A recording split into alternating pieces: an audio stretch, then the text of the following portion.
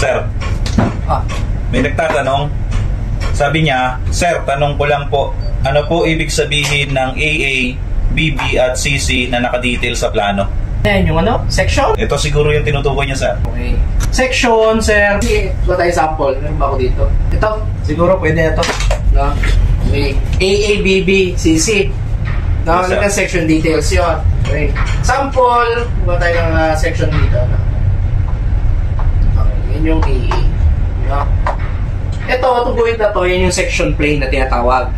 Okay? Ibig sabihin, itong beam na to, i-slice natin sa portion na to.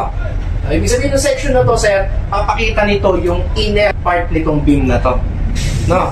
Madaling salita, itong section AA natin, makikita mo yan, yan yung tsura niya. No? Tatlong pirasong top part, itong baba is may dalawa doon, tapos may tatlo doon. Ito yung section AA. No? Ito. Ngayon, try natin dito sa kabila, section B.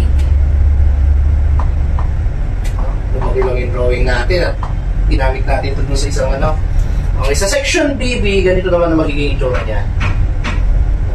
Dalawa, tatlo, dalawa, tatlo. B, B. Okay, yan siguro yung tinatanong niya na section details. No? Ibig sabihin lang ng section na yun, nire-reveal niya yung inner details dito sa loob kung paano kinabit, anong nilalaman nito. No, yun ibig sabihin ng section details o nitong cutting plane na to. No? Sana, nasagot natin yung tanong ni boss.